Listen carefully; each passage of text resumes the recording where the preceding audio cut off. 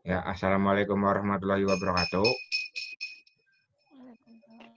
Waalaikumsalam warahmatullahi wabarakatuh. Hari ini kita melanjutkan presentasi yang kemarin. Karena kemarin kelompok 2B dulu, untuk sekarang kelompok 1B terlebih dahulu ya. Bisa mulai untuk dimulai presentasinya. Siapa yang mau presentasi ya? Tika, dia belum masuk. Tika belum masuk ya? Belum.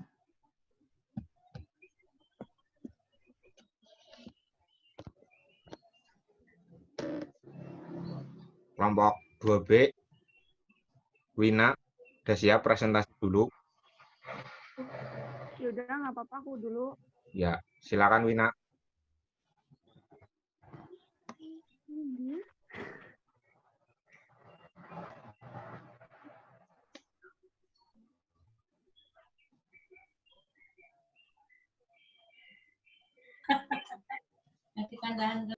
Yang tidak berkepentingan bisa di-mute ya suaranya.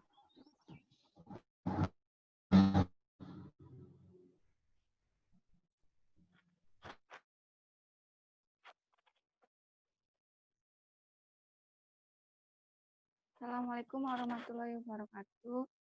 Saya perwakilan dari kelompok 2B akan mempresentasikan tentang surveillance penyakit tidak menular atau PTM. Kelompok saya terdiri dari saya sendiri, Ade Triunarti, yang kedua Cindy Dwi Andika, yang ketiga Cerita Tunjung, yang keempat Elsa Widiani, yang kelima Filta Mustiana, yang keenam Ina Seli, yang ketujuh Lutfatul, yang ke-8 Leni Hartati, yang ke-10 Lutfia Silviati, yang ke-11 Revil Payudit, yang ke-12 Rizky Hidayat, 13 Rizky Nur Astia, 14 Sekar Pratiwi, yang ke-15 Suryani Amelia. Pengertian penyakit tidak menular atau PTM adalah penyakit tidak menular merupakan penyakit yang tidak dapat ditularkan sehingga dianggap tidak mengancam kondisi orang lain. Istilah penyakit tidak menular memiliki kesamaan arti dengan satu penyakit kronik, yang kedua penyakit non-infeksi, yang keempat new communicable dan disease.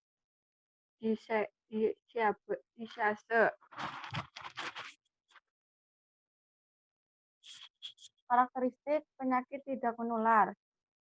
1. Agen. Karakteristik dari agen tidak menular yang penting untuk diperhatikan adalah kemampuan menginvasi atau memasuki jaringan, kemampuan merusak jaringan, reversible atau irreversible, kemampuan menimbulkan reaksi hipersensitif. Yang kedua yaitu reservoir. Yang ketiga patogenitas. Yang pertama yaitu akulasi pada jaringan, yang kedua fase subklinis, yang keempat fase klinis, dan yang keempat karakteristik penyakit tidak menular. Yang kelima rute dari keterpaparan. Pendekatan epidemiologis penyakit tidak menular. Yang pertama yaitu penelitian cross seksional, menganalisis prevalensi, distribusi maupun hubungan penyakit dan paparan dengan para observasional secara serentak pada beberapa individu dari populasi pada suatu saat. Yang kedua, penelitian kasus kontrol. Kajian observasional yang menilai hubungan paparan penyakit melalui melalui penentuan kelompok orang-orang berpenyakit atau kasus yang tidak berpenyakit atau kontrol. Yang ketiga, penelitian kohort bersifat observasi dengan membandingkan kelompok yang terpapar dengan yang tidak terpapar dengan terpapar yang dilihat dari akibat yang ditimbulkan. Faktor resiko penyakit tidak menular. 1. Menurut dapat tidaknya resiko itu dibuat. Yang A, faktor risiko tidak dapat diubah. Yang B, faktor risiko yang dapat diubah. Yang B, menurut kestabilan peranan faktor risiko. Yang B, faktor risiko yang dicurigai. Yang B, faktor risiko yang telah ditegakkan.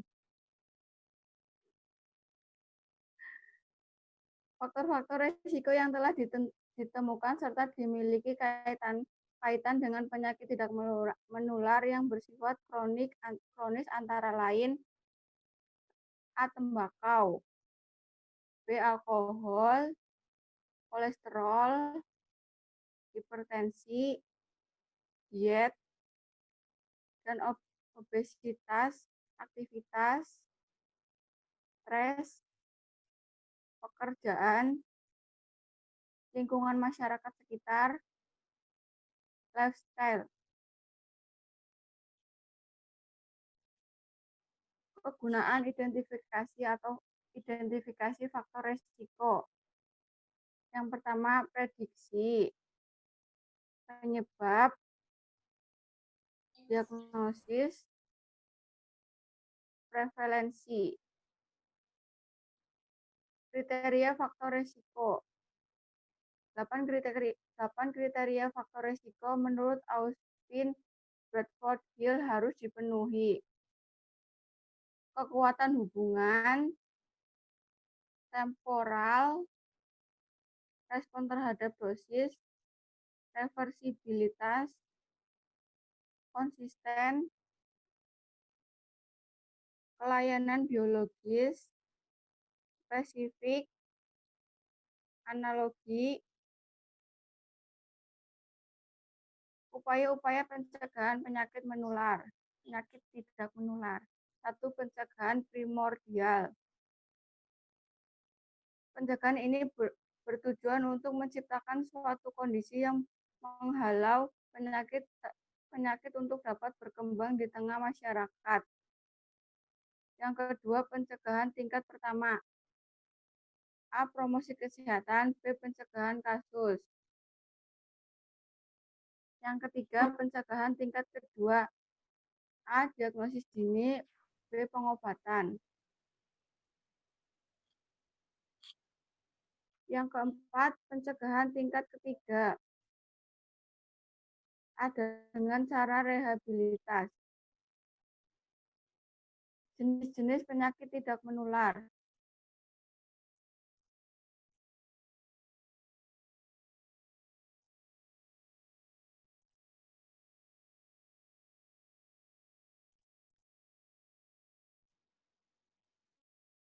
Yang pertama, hipertensi, diabetes, bronkiolitis, osteoporosis, depresi, keracunan makanan atau minuman, sariawan, rematik,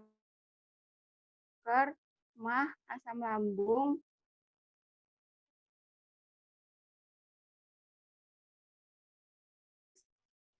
diabetes, Alzheimer, varises, keloid,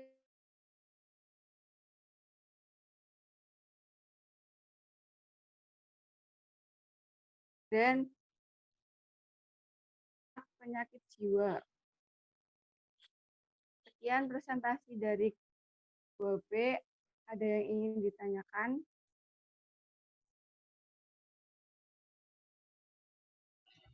Silahkan jika ada yang bertanya.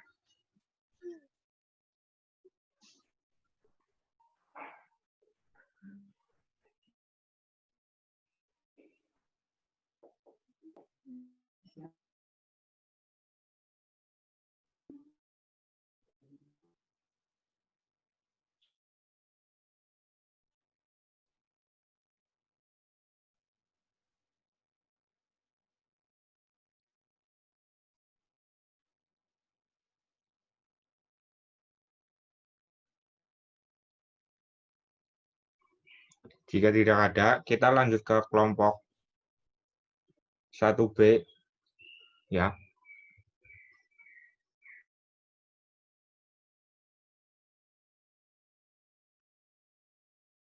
Pilih balik anjir. Austin.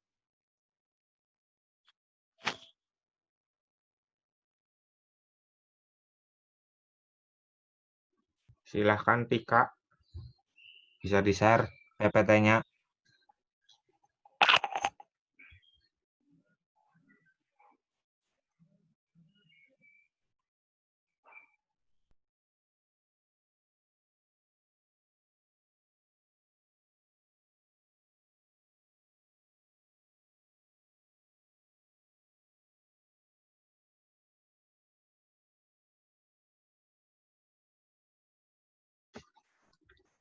Tika, silakan bisa di-share.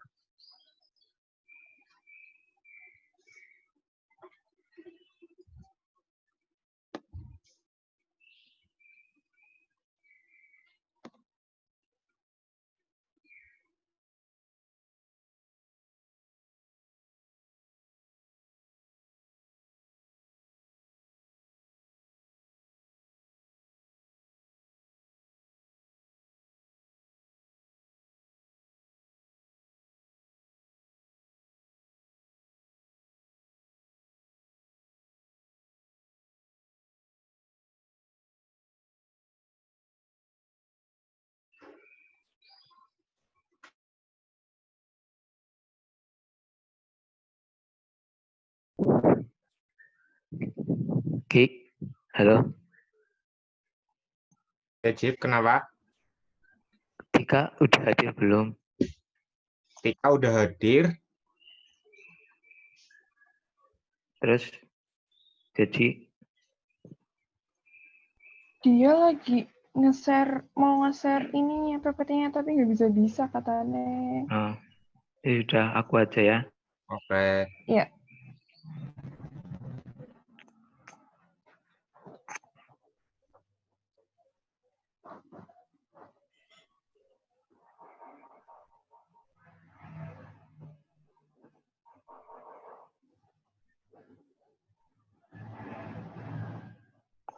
Udah kelihatan? Udah. Dimiringkan Mas Mujib, dimiringkan. Ya. Ya, Assalamualaikum warahmatullahi wabarakatuh. Waalaikumsalam warahmatullahi wabarakatuh. Saya perwakilan dari kelompok 2B akan mempresentasikan tentang surveillance penyakit tidak menular. Penyakit tidak menular adalah penyakit non-infeksi, suatu penyakit yang tidak disebabkan karena kuman, melainkan dikarenakan adanya masalah fisiologis atau metabolisme pada jaringan tubuh manusia.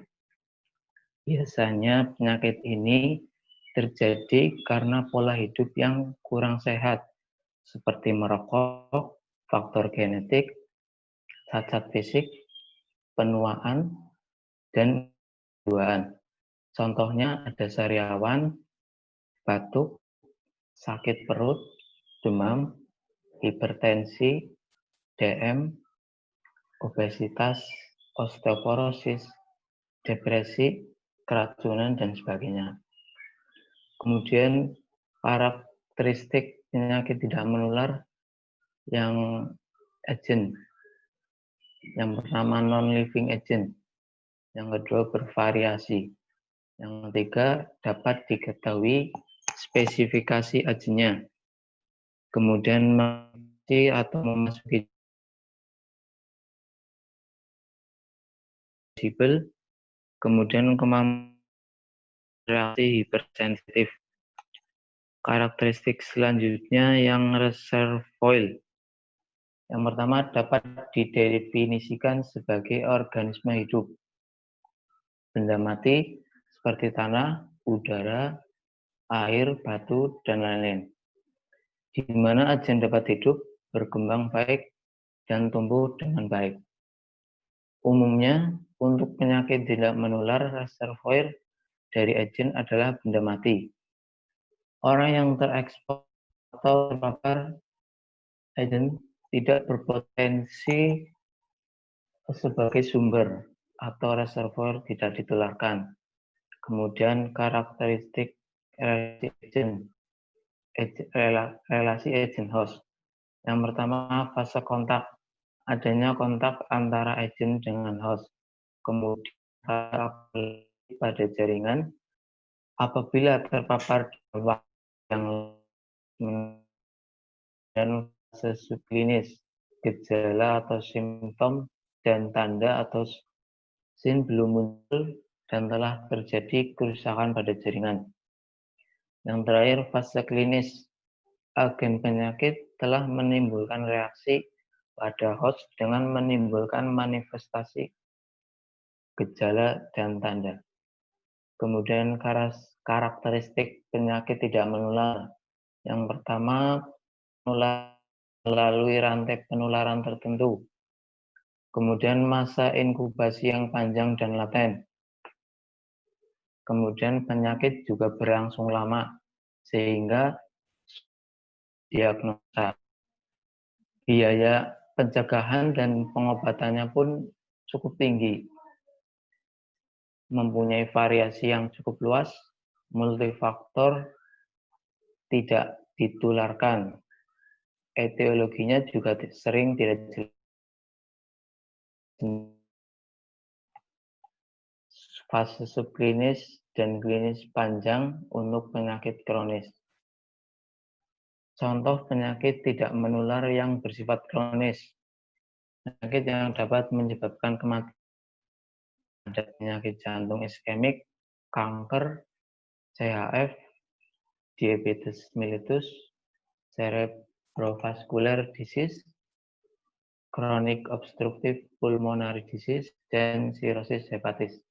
Kemudian penyakit yang termasuk dalam special interest ada osteoporosis, gagal ginjal kronis, mental retardasi epilepsi, lupus, colitis ulceratif. Penyakit yang akan menjadi perhatian di masa yang akan datang. Contohnya defisiensi nutrisi, alkoholisme, ketagihan obat, penyakit-penyakit mental, penyakit yang berhubungan dengan lingkungan pekerjaan. Terus usaha pencegahan penyakit tidak menular. Yang pertama pencegahan tingkat dasar atau primordial preventif. Kemudian pencegahan yang